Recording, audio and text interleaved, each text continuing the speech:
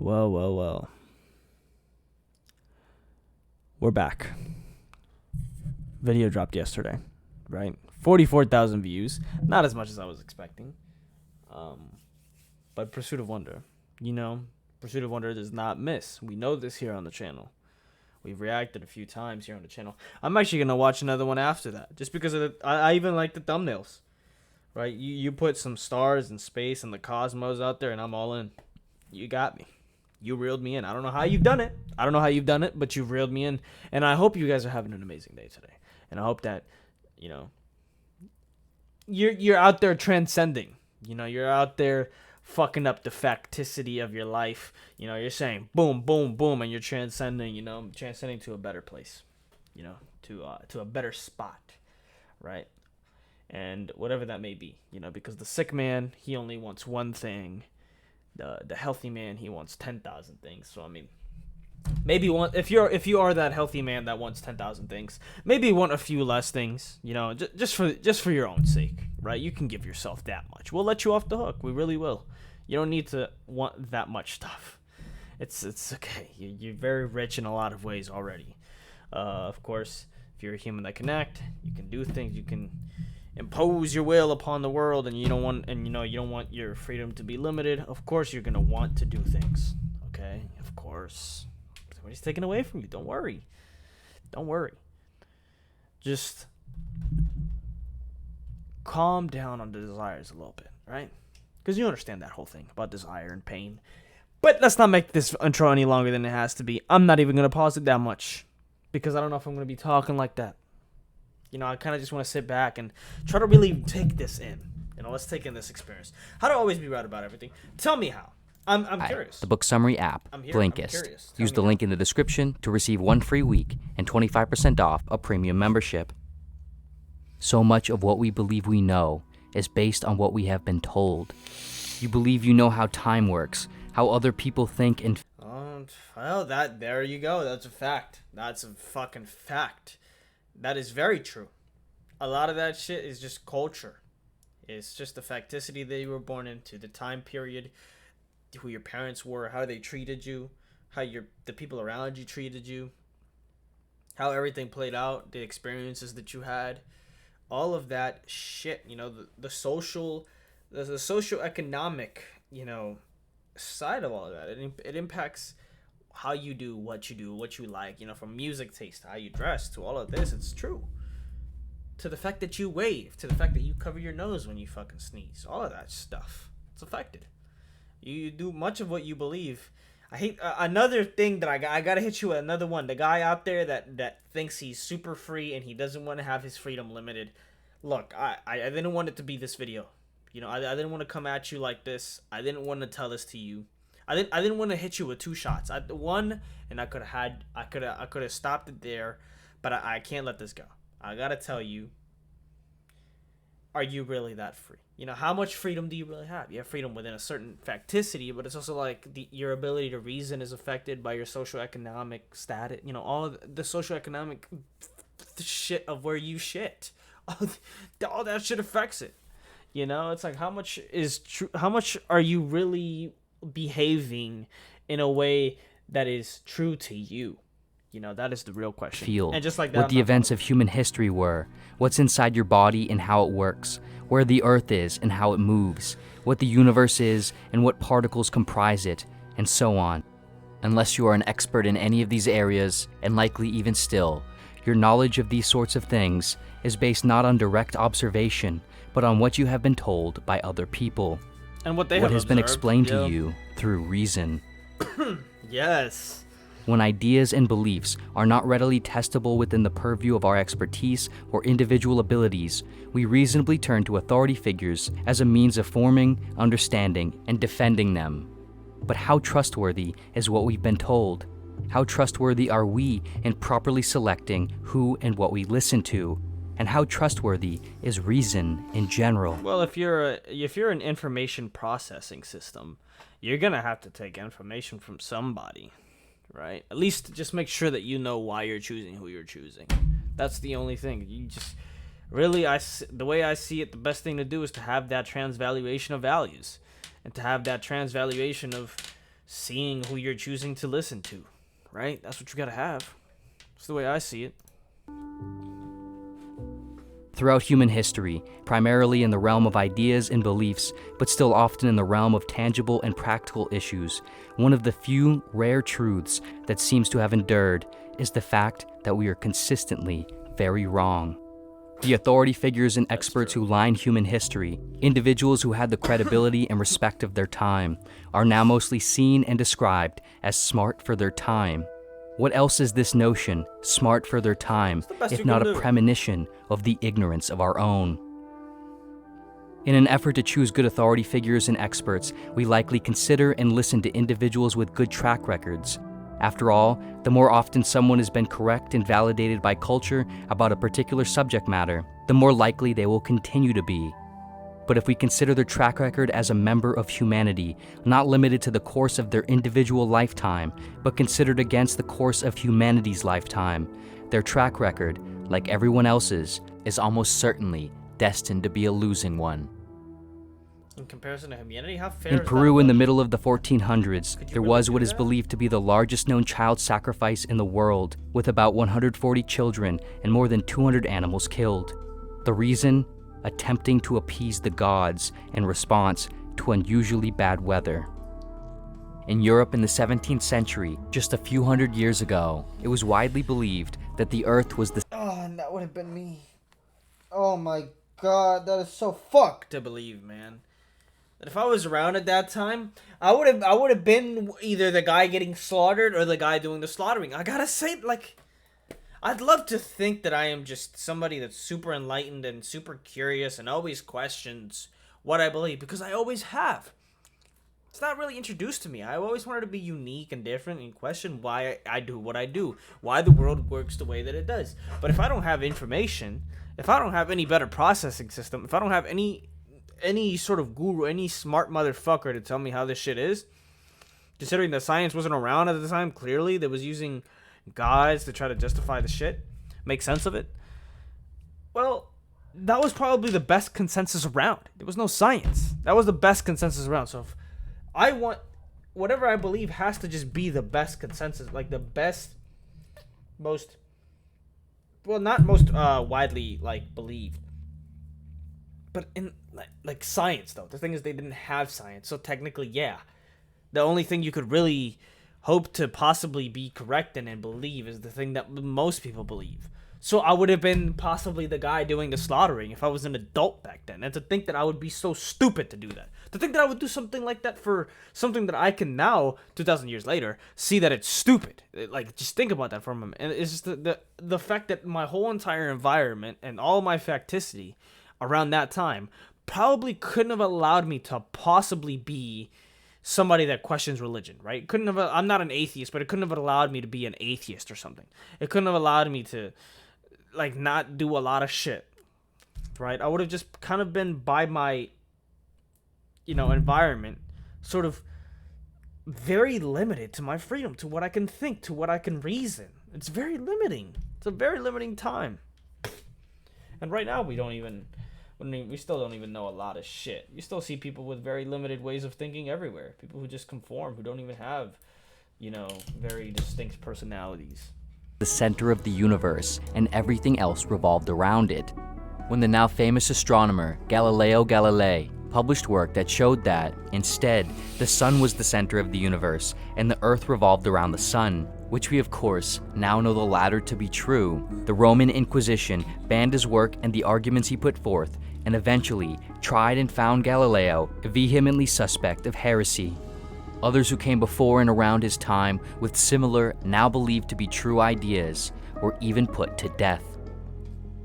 In the late 19th century, little more than 100 years ago, doctors used what are now Schedule I narcotics to treat cold symptoms in children. Also around this time, doctors believed it was foolish to wash their hands before delivering babies or during other medical procedures. Only 80 years ago, it was believed that cigarettes posed no health dangers. Still to this day, and thousands of years back, across the globe, humans have believed and still believe that the trade of other humans for the non-consensual exploitation of their labor is morally permissible. And the list goes on, forward and back. This earth is not merely a cemetery of people that once were, but also a cemetery of ideas and beliefs once held to be true, but are no longer. To perhaps help illuminate how problems within human reasoning and argumentation can arise, consider the following syllogism. Okay, I will consider. 1. Flowers are beautiful. Okay, flowers are 2. beautiful. A lilac is a flower. Therefore, a lilac must 3. be beautiful. Therefore, lilacs are beautiful. I've seen this one, yeah. The reasoning in this example is valid, and so the conclusion also appears to be valid, Because but the it is not. conclusion follows from its premises. Yeah. Epistemology, I think? Fuck, what do you call this? The premise begs the question. It postulates a conclusion that is not sufficiently It's not argued for epistemology, what am I talking about? This is just reasoning. This is just the definition of, like, logic and reasoning. and cannot be Really? sufficiently argued for in objective terms. Although it is very common to think that flowers are beautiful, whether or not all flowers are beautiful is subjective. It is a belief that cannot be proven or disproven. And so, this syllogism is fallacious, and it always will be. And yet, it sounds very reasonable. Yeah. I wouldn't disagree. Arguably, the realm of philosophy, politics, morality, sociology, spirituality, and meaning in general, areas in which we cannot fully prove or disprove things because they cannot be tested at sufficient scale, we cannot reach inaccessible information needed, and we cannot know of all the possible consequences or alternatives. These realms are seemingly fields filled with these sorts of problems. Most, if not all, ideas and arguments in these realms are and must be based on some sort of subjective presumptions based off personal experience and vantage points of the world, not rigid love that he objective put it on knowledge Jesus, of too. personal experience and vantage points of the I love that he put it on Jesus, too, man. That's a statement. world, not rigid objective knowledge. And thus, notions of what is right and wrong, good and bad, best and worst, like flowers being beautiful or styles and dialects being in fashion, these things can change as the zeitgeist of culture changes A through dialect time being in and space. fashion? What? In their book, The Enigma of Reason, cognitive scientists Hugo Mercier and Dan Sperber hypothesized that the ability to reason evolved in humans not to make better decisions or be more accurate about facts, but to socialize better, to better provide explanations to others about who we are, what we do, and why we do what we do in order to improve social standing and social cohesion. And so, reason, in this framework, works as a way of making intuitions and ideas the most shareable and defendable, not necessarily I think we're very limited. The more I just can just think of my fucking animal primal limitations, dude. My physiological, biological limitations. And the fact that I can wander so much. But I'm very limited because I'm a fucking monkey. I'm a fucking walking, talking monkey. the best or most objective. But at least one that's into philosophy. So, I mean, there is that. Mercier and Sperber write, reason improves our social standing rather than leading us to intrinsically better decisions. And even when it leads us to better decisions, it's mostly because we happen to be in a community that favors the right type of decisions on the issue. But there is a potential for tension between the lazy justification provided by socially recognized good reasons and an individual effort to better understand and evaluate these reasons to acquire some expertise oneself. Upon birth, we were all given a body, a mind, a genetic makeup, a pair of parents, present or not, and a collection of circumstances. We did not choose any of these things, but fairly soon, these factors fan out and develop into our worldview. This worldview influences us to choose and believe things, which we then associate with our identity. From here, however, And yeah, I was there until somehow, some way I broke. I feel like I broke out, but not fully, not everything. That's impossible. That'd be impossible. I don't think I'd need to break out everything. Like that you'd be doing too much. Like why would you want to completely change everything about what you are? Just because technically, yeah, you did kind of just take it in and you're kind of copying it from the shit around you. Like yeah, that might be true, but I don't think you need to change everything. Like, and even if you could, would you really want to? I don't know, but all I know is like for some very specific things, I did always challenge it, right? Like whether God was real, right? I grew up in a church where I was kind of brought up to be a Christian, like obviously. I I lived in a fucking church. All right, and it was like, well, I just still questioned it, but I hadn't for a minute. Like there was a good time where I just didn't, and it was a genuine believer, a genuine. And you couldn't get me to see it otherwise. Probably you couldn't get me to see shit. I would have probably told you, no, you're stupid. I would have made a value judgment, right, of whose opinion matters and whose doesn't. People think we're done with mythology, but that's not true. Mythology nowadays is just delivered in different ways. And a lot of that is what the media, CNN, Fox, it's all mythology. You know, you'd think, oh, well, those fuckers believed in Zeus and Thor, and motherfuckers believed in Hades, and they believed in Poseidon. They believed in all these shits to try to make sense of their world. Ha ha ha. We're past that age. Yeah, well, are you really? Are you really?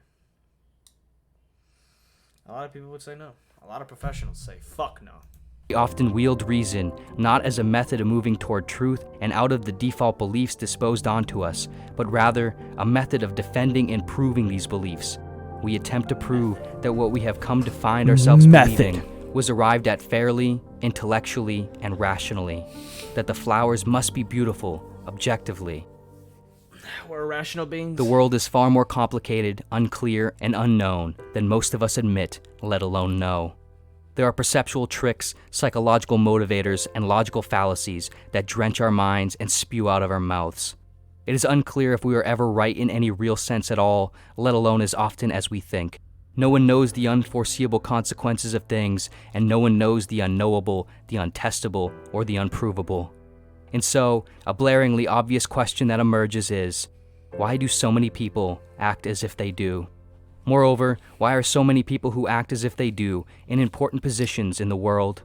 Why do we simultaneously act like and try? Well, because we really like a leader. We like to be led. We like to use up less cognitive resources sometimes. It's kind of just be told what to do, because otherwise you're going to have to be there pondering about, what should I do? Wouldn't it just be easier if I had somebody tell me what to do?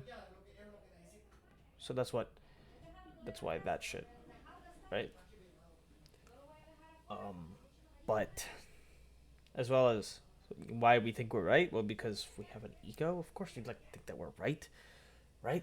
Because it's just easier. It's easier on the brain for it to just simply think it's right. Why do you think motherfuckers go home to go watch CNN, to go watch Fox, to go watch whatever the fuck they watch that's gonna tell them that whatever they think whatever belief, thought, or idea they might have about the world, that it's true and they have it right, and that they have the whole story, that they know the truth and they know how it is. They have it right. Question no further. You have it right, and we're gonna reinforce your shit. No need to struggle. The motherfuckers are tired after an 8-hour workday, man. Motherfuckers ain't coming back home to do quantum mechanics and question all of their beliefs. Not like me. But then again, I don't work for 8 hours. Trust others that act like we are not a species who has historically always been wrong about nearly everything, still wielding the same dull weapons of mind and reason. Of course, this is not to say that nothing can be true in physical terms, that nothing can be improved or made more accurate through the scientific method, and that we can arrive at mutually useful subjective truths that have immense social value. Ultimately, there's nothing wrong with having opinions and beliefs, and there's nothing wrong with arguing for and defending those opinions and beliefs. But if there's not some large base of skepticism wedged at the bottom of them, the same sort of skepticism we likely apply to others when we listen to their beliefs and opinions, we have assumed the following: we are somehow special, that our rationality is somehow always superior in all these cases with all these other people, that we do not possess the same propensity toward the erroneous nature of presumptions, of biases, and of faulty reasoning that everyone we disagree with does. What is more likely? We and the people who agree with us are the only rational and right ones in history, or we, just like everyone else, are probably wrong in at least some sense. The history of humanity is a series of failures on a seemingly never-ending path toward unattainable absolute truth. We are no different. We are each infinitesimal appendages attached to this body of ignorance, stricken by our own ignorance and limited to where we reside on this body. Well, Arguably, the Sadhguru best would way to be the argue. most right Sadhguru would argue through union and yoga, technically you can go outside of your body and connect with everything.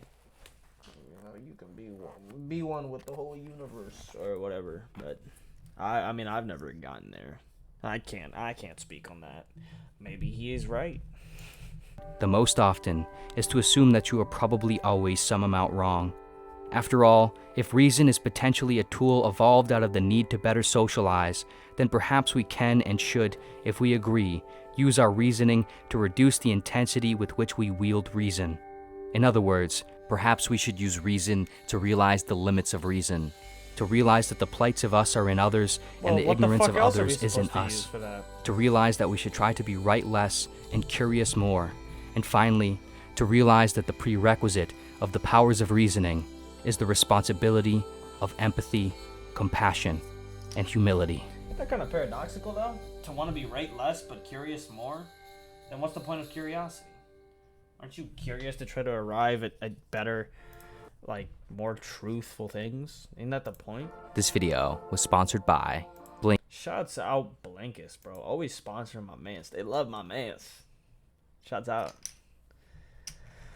I know someone who can make anything make sense and then later contradict the past argument in a way that almost makes complete sense. I've learned that it's not really about who's right, but who can manipulate better. I mean, what he's basically saying there is who can say what they want to say the most confidently, right? Like somebody who can just say it with validity. But it's like, well, most of the time, I guess in the most extreme way, at the most extreme essence, like in the most extreme sense, nobody's ever fully right. Right?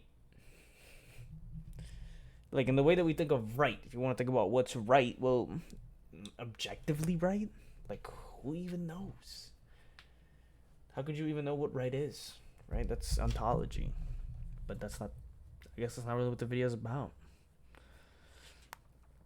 It's just to think about one's reason, to think about one's ability to reason and what one holds to be true. I feel like I'm doing that a lot more. You know, I kind of did that. Definitely a lot more now, though. Most certainly. I don't know why I feel down a little bit. I don't feel down. I just feel calm. Feel quiet. Feel like I should come in with more energy. Feel like people want more energy. Even though it's like, it's obviously not one of those, like, you know, try not to laugh challenges where I probably need to fake my personality. Not personality, but like my energy. Because obviously you want to have high energy. You don't want to be boring. I feel like I'm being a little bit boring. I'm not going to hold you. I feel like I'm being a bit boring. But really, I'm just trying to be, I was thinking deeply. It's not that I'm bored or sad necessarily. It's like I'm thinking deeply right now. I really am. And with that being said, I'm going to catch you guys in the next one. Hopefully you guys enjoyed. Let me know what you guys think. Leave a comment down below. Subscribe if you liked. Leave a like and all of that good stuff.